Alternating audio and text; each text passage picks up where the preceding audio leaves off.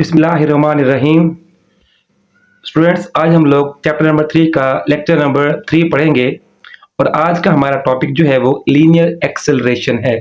तो linear acceleration के हम लोग पास्ट एनएमडी कैट के एमसीक्यू सॉल्व करेंगे जो अब तक पूरे पाकिस्तान के एंट्री टेस्ट में आ चुके हैं। तो सबसे पहले बेटा हमारा क्वेश्चन है, a cyclist is travelling at 15 metre per second, she applies brake so that she doesn't collide with the wall in front of her at a distance of 18 metre.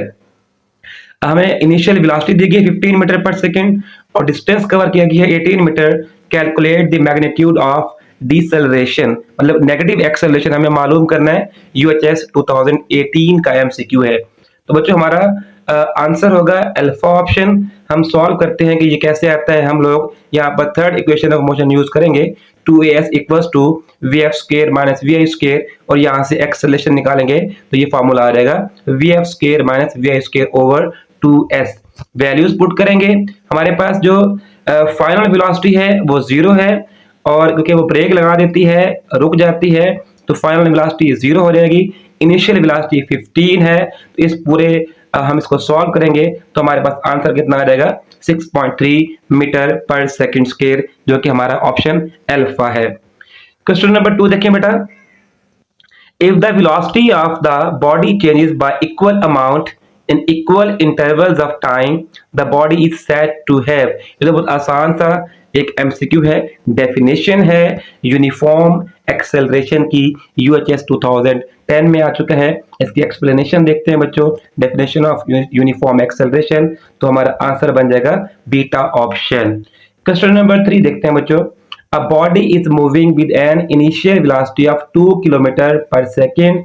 Initial velocity दे दी गई है 2 kilometre पर second, time बता दिया गया है 50 second और कह रहा है कि फाइनल वेलोसिटी है 1.5 किलोमीटर पर second. It's acceleration will be, तो हमें एक्सेलरेशन मालूम करना है। इसका हम लोग देख लेते हैं सॉल्यूशन। तो फॉर्मूला यूज करेंगे एक्सेलरेशन का, a is equal to change in velocity vf minus vi by t। हमारे वैल्यूज हैं, vf की वैल्यू पुट करेंगे, हमारे पास 2 जो हमारे पास वैल्यू है vf की वो बच्चों हमारे पास 1.5 है। 1.5 को अगर आप कन्वर्ट करेंगे, यहाँ पे वैल्यूज मैंने आगे पीछे कर दी हैं।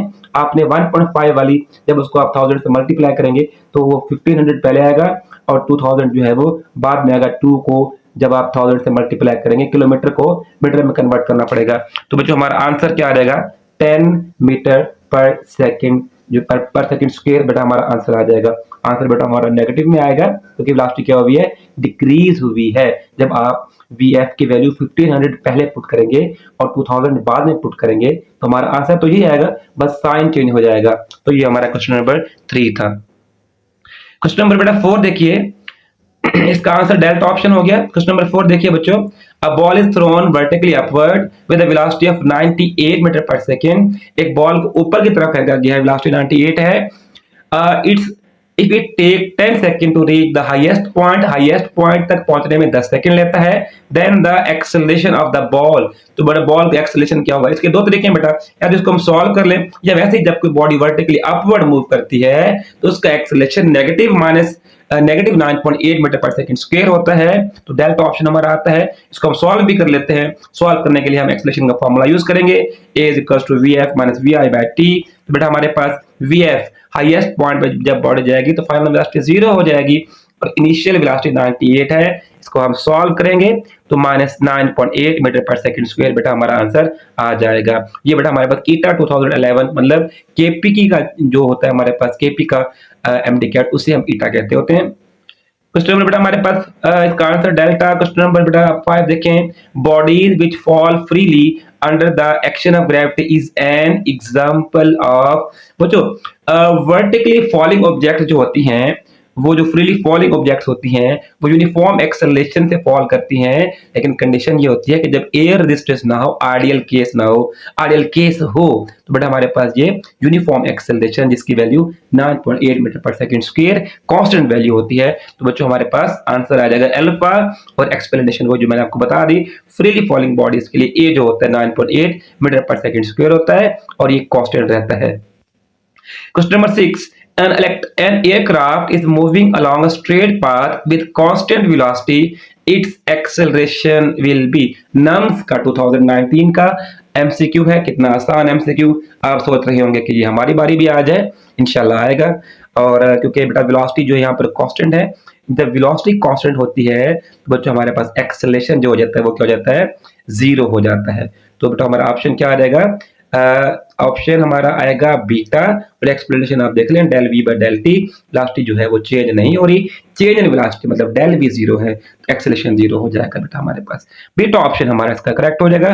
Question number 7, a train moves with 36 kilometre per hour has to reach the platform in 30 second. हमें इनिशियल वेलोसिटी गिवन है और टाइम गिवन है, तो driver must maintain the acceleration of, तो ड्राइवर गाड़ी का एक्सेलरेशन कितना रखेगा हमने ये मालूम करना है। कि देख लेते हैं एक्सप्लेनेशन, हम फॉर्मूला यूज करेंगे, a acceleration is equal to del v by del t. Velocity given है 36, हमें किलोमीटर में गिवन है, उसको हम किलोमीटर पर आवर को मीटर पर सेकंड में कन्वर्ट करने के लिए 1000 से मल्टीप्लाई और 3600 से डिवाइड करेंगे। बच्चों हमारा आंसर जो आ जाएगा वो आएगा 1/3। इसको सॉल्व करने के बाद जो कि 0.33 भी हो सकता है, तो आपका बीटा ऑप्शन जो है वो करेक्ट आंसर हो गया। क्वेश्चन नंबर 8 देखिए बेटा, for which angle between V and F maximum retardation can be produced in a moving object.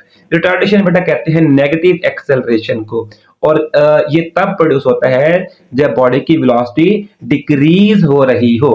Body आगे जा रही है, रिटार्डिंग फोर्स उसकी वेलोसिटी डिक्रीज कर रही है, तो रिटार्डिंग फोर्स ऑपोजिट डायरेक्शन में एक्ट कर रही होती है, तभी वेलोसिटी डिक्रीज होती है।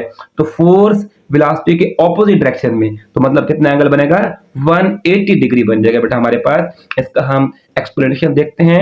Retardation mean negative acceleration that the velocity is decreasing, और मैंने आपको बता दिया फोर्स जो है वो वेलोसिटी के ऑपोजिट डायरेक्शन में एक्ट कर रही है। थीटा कितना आ जाएगा, 180 आ जाएगा। क्वेश्चन नंबर 9 देखिए, an object is projected upward such that it moves freely under the action of gravity. Its acceleration while going upward is assumed to be equal to -9.8 metre per second square, and while coming down is a prime plus 9.8 metre per second square. What is the angle between A and A prime? बच्चों देखो इसमें बात क्या की जा रही है, इसमें हमें ये बताया गया है एक ऑब्जेक्ट ऊपर की तरफ जा रहा है। अगर ऑब्जेक्ट बेटा ऊपर की तरफ जा रहा है तो उसका एक्सेलरेशन उसने कहा A है, जो कि -9.8 बेटा ये वाली वैल्यू दी हुई है। फिर कहता है ये ऑब्जेक्ट जब नीचे आएगा तो एक्सेलरेशन जो है A प्राइम उसकी वैल्यू 9.8 प्लस में दे दी है। तो बताओ A और A प्राइम ऊपर जाते हुए जो एक्सेलरेशन है और नीचे आते हुए जो एक्सेलरेशन है, इनके दरमियान एंगल क्या होगा। तो इसके लिए हमें दोनों एक्सेलरेशन की डायरेक्शन पता हो। लगता ये है कि एक बॉडी ऊपर जा रही है, बॉडी नीचे आ रही है, तो ये एक्सेलरेशन की सीमत होगी। बट ये एक्सेलरेशन की सीमत नहीं है, ये बॉडी की वेलोसिटी की सीमत है। एक्सेलरेशन हमेशा फोर्स के डायरेक्शन में होता है, और फोर्स यहाँ पर कौन सी लग रही है, चाहे बॉडी ऊपर जा रही है या नीचे आ रही है, दोनों केसेस में फोर्स जो है वो फोर्स ऑफ ग्रेविटी है। और फोर्स ऑफ ग्रेविटी हमेशा downward toward the centre of earth act कर रही होती है। तो बॉडी ऊपर जाए, एक्सेलरेशन नेगेटिव तो है, एक्सेलरेशन की डायरेक्शन फिर भी डाउनवर्ड है। बॉडी नीचे है, एक्सेलरेशन पॉजिटिव है, डायरेक्शन फिर भी डाउनवर्ड है। दोनों केसेस में एक्सेलरेशन की डायरेक्शन जो है वो एक जैसी है। तो जब दो चीजों की डायरेक्शन एक जैसी हो तो एंगल क्या बन जाता है, 0 डिग्री। इसकी एक्सप्लेनेशन चेक करते हैं बच्चों हम लोग। इसकी एक्सप्लेनेशन में हमने बताया आपको, gravitational acceleration is always directed towards the gravitational force that is the toward the centre of the earth. चाहे बॉडी ऊपर जाए या बॉडी नीचे जाए, ग्रेविटेशनल एक्सेलरेशन की डायरेक्शन टुवर्ड सेंटर होती है। दोनों केसेस में एक्सेलरेशन डायरेक्शन सेम होने से हमारा अल्फा ऑप्शन करेक्ट हो जाएगा। क्वेश्चन नंबर 10 देखिए बच्चों, at what angle when a force acts on a moving object such that it produces acceleration at constant speed। Object constant speed में move कर रही हो और उसका जो है एक्सेलरेशन जो हो प्रोड्यूस हो रहा हो, वो इनमें से कौन सा एंगल हो सकता है। वो जो अगर हम सर्कुलर मोशन की बात करें, सर्कुलर मोशन में, यूनिफॉर्म सर्कुलर मोशन में जब कोई बॉडी मूव कर रही होती है तो point two point direction change होने की वजह से वेलोसिटी चेंज हो रही होती है। लेकिन क्योंकि यूनिफॉर्म सर्कुलर मोशन की मैंने बात की, इसकी वजह से बेटा क्या होगा, वेलोसिटी तो चेंज होगी लेकिन मैग्नीट्यूड चेंज नहीं होगा।